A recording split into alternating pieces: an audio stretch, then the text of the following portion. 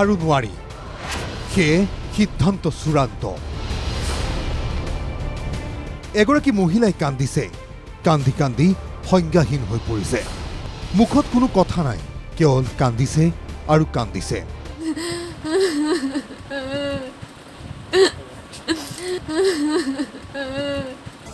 খুদখুৰক লৈ কঠোৰ মুখ্যমন্ত্ৰী কিন্তু ধিঙত খুদখুৰলৈ কাৰ ইমান দৰদ পুৱাতে ধিঙত ঘটি গ'ল নঘটিবলগীয়া ঘটনাটো খুদখুৰৰ অত্যাচাৰ সহ্য কৰিব নোৱাৰি চৰম পন্থা বাছি ল'লে এজন লোকে নাম ৰূপক নাথ এইজন ৰূপক নাথে সুদলৈ টকা লৈছিল ইকবাল হুছেইন আনচাৰী আৰু পৱন নাথ নামৰ এই দুজনৰ পৰা কিন্তু সুদৰ ধন ঘূৰাই দিয়াত পলম হৈছিল ৰূপকৰ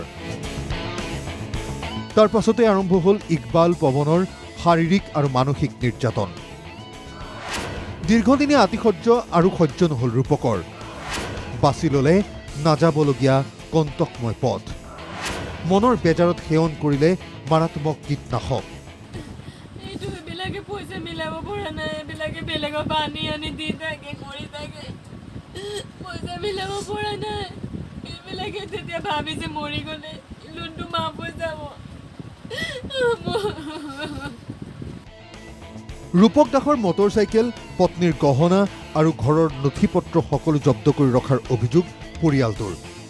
আৰু তাৰ আঙুঠিও আছিল খুনৰ মোৰ আঙুঠি আছিল তাৰো আঙুঠি আছিল খুনৰ ক'ত আছে বা নেজানো এইবিলাক মই খালি জানো বন্ধুক আছে শনিবাৰে কীটনাশক খোৱাৰ পিছত ধিং এফআৰইউত ভৰ্তি কৰোৱা হৈছিল ৰূপকক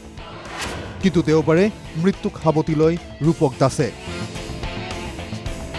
পৰিয়ালৰ অভিযোগ মৃত্যুৰ সৈতে ৰূপকে যুঁজি থকা অৱস্থাতো ধন বিচাৰিছিল খুদখুৰ দুটাই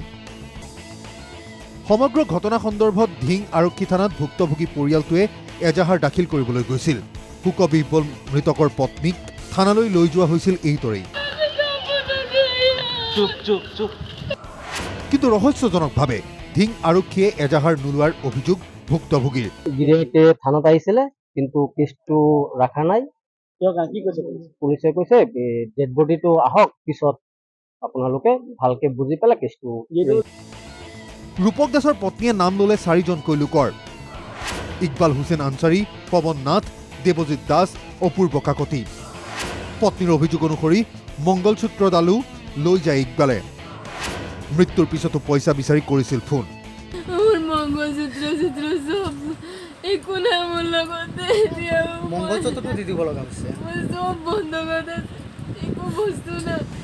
সমগ্ৰ ঘটনাই বহুকেইটা দিশৰ উন্মোচন কৰিছে